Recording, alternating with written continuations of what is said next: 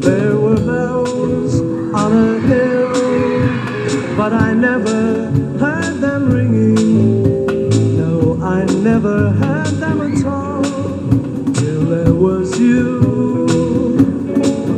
There were birds in the sky, but I never saw them winging. No, I never saw them at all, till there was you. And there was music, wonderful roses, they tell me, in sweet, fragrant meadows of dawn and dew. There was love all around, but I never heard it sing. No, I never heard it at all, till there was you.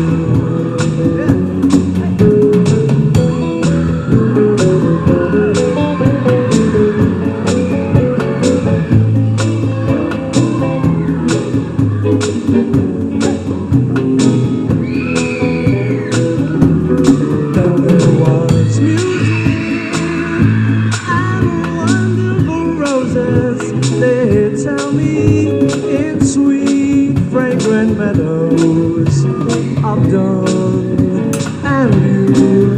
There was love all around, but I never heard it singing.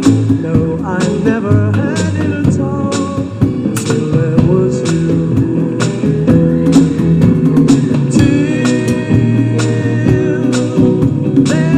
was you.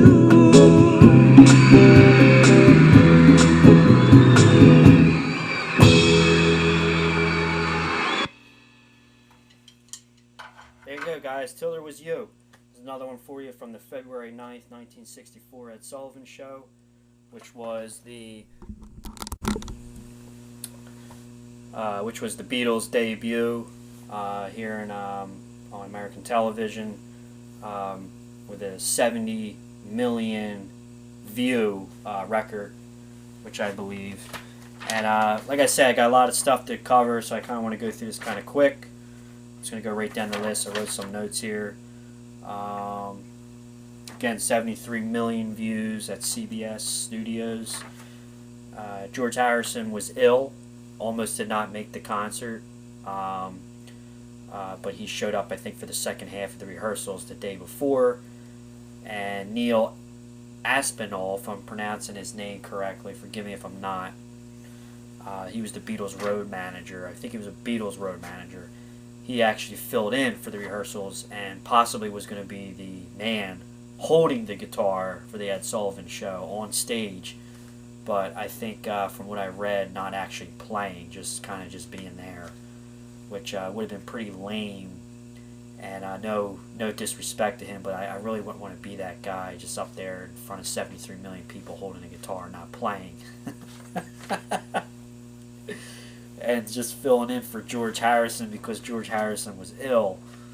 Again, this was Ringo Starr's Ludwig Black Oyster Pearl kit number 2, which was the 20-inch bass drum kit. This was the debut for his second Black Oyster Pearl kit, not his first.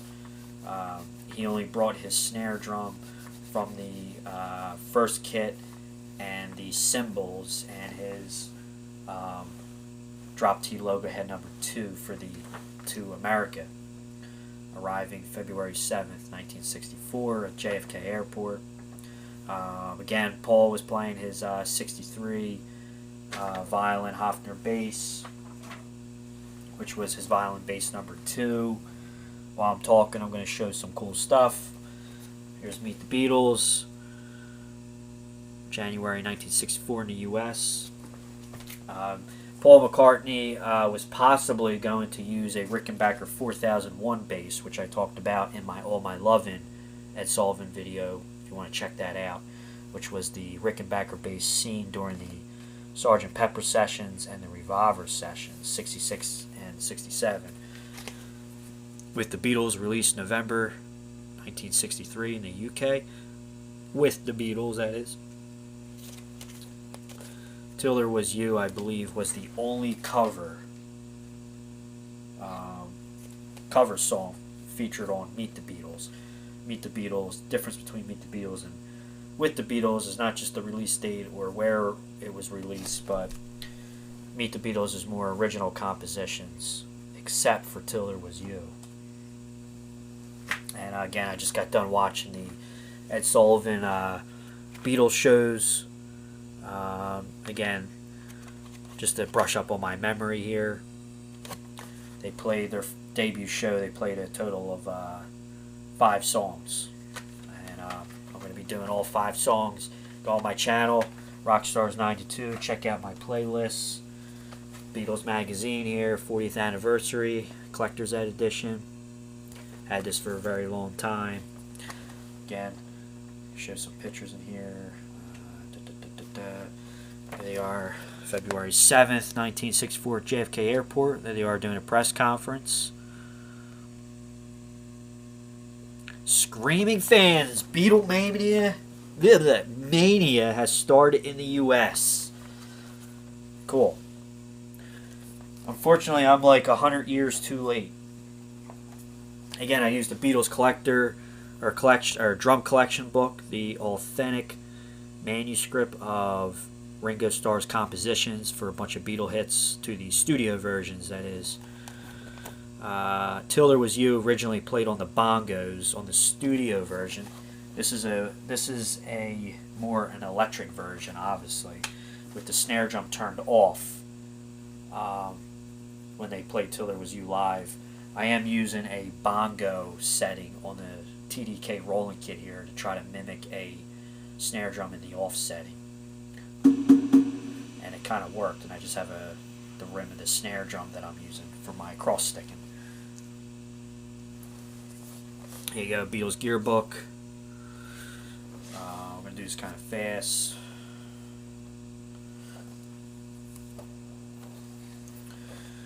Here's one of the John Lennon. Here's John Lennon's. I knew that was going to happen. John Lennon's Rickenbacker 325. This is the original one. These were some of the last performances by February 64. These were some of the last performances of him using this guitar on stage, which was the first 325, which was a 1958.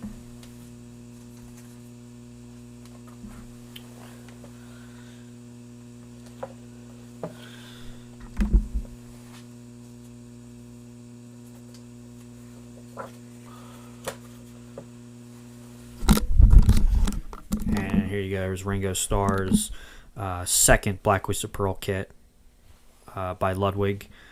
This is the kit used on the Ed Sullivan show. This was one of his main kits in the early days in early 64 until I think like August, which we'll get to that kit later.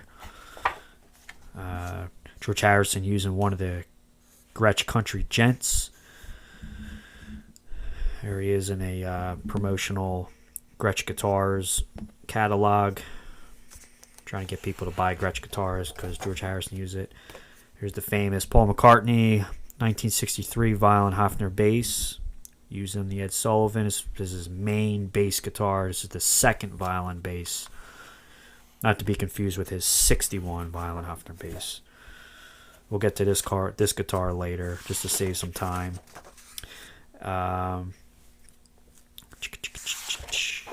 Here you go. They are on the Ed Sullivan. Here's the Drop T logo head number 2, or the Ed Sullivan logo head, used in early '64. This is the Drop T logo head seen on the new Ludwig Black Oyster Pearl kit Ringo using. And also, I talked about Neil Aspinall, who was the here's a book here, who was the fill-in for George. If that wasn't awkward enough, Ringo Starr was actually originally provided a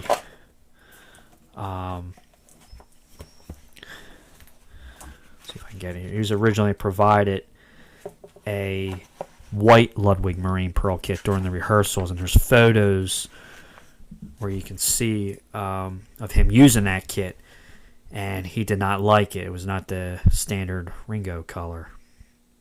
Conquering America, Chapter 7 in this book, 1964. There they are, JFK Airport. Again, so if you notice on my channel, I'm trying to move my videos for the most part, as best as I can, trying to go in the order of recordings and albums. So we're starting to get up to Conquering America and Ed Sullivan stuff. Press conference. There you go. There's a nice picture there. Ed Sullivan show. I think this picture was taken during the February 23rd show, even though it says February 9th. This might have been the 23rd performance, but I could be wrong. Or I thought I read that a couple extra songs were broadcasted the 9th. Or, I'm sorry, recorded the 9th, but not broadcasted until the 23rd. There they are during the rehearsals. Notice there's no Beatles logo on Ringo's kit there. That's when he just got that kit. And Harrison showed up for the rehearsals there. And again, I've talked about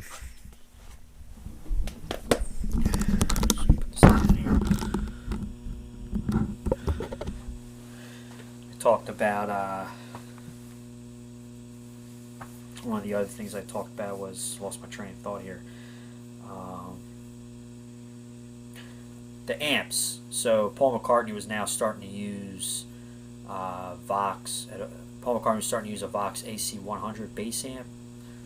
Bigger sound, louder, to start playing bigger venues. And George and John were starting to use Vox AC-50s instead of the AC-30s. Let's see if I missed anything here.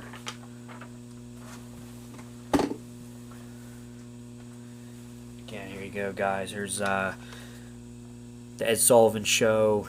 The February 9th and the February 16th show can be heard right here on these rare box sets. The Beatles Help in Concert and the Beatles Ultimate Collection 1962 to 1965, in the studio, on the road, and on the airwaves. Waves. Which this one has the 2 Ed Sullivan performances. This one as well. So it looks like the February 23rd show is not on these, unfortunately, but I'm still going to find a way to do them for you. So stay tuned for that, guys. Just want to show that.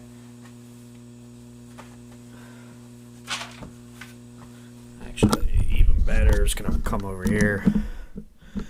And then there you go. There's Ludwig Drop T logo head number 2 on Ringo's kit. Notice the Weathermaster badge, the Ludwig lettering a little more bold, and the Beatles really bold. And then here's the stock Ludwig batter head. I drew these, of course. The stock Ludwig batter head seen on Ringo's brand new second of the 2 Ludwig 20-inch bass drum Black Wiz Pearl kit. Kit number 2, I believe purchased at Manny's Music, if I'm not mistaken, in New York. And that's it, guys. Check the description out. I want to try to save some footage. And check out the description for information about more about the Beatles, these versions I'm doing, and my gear. And my gear is all the way in the bottom of the description. And yeah, I'm going to keep rolling these videos out. Thanks, guys. I'll see you in the next video. Rockstars92. Subscribe to the channel. Rockstars with a Z, and then with the DO symbol. DO. Thanks, guys.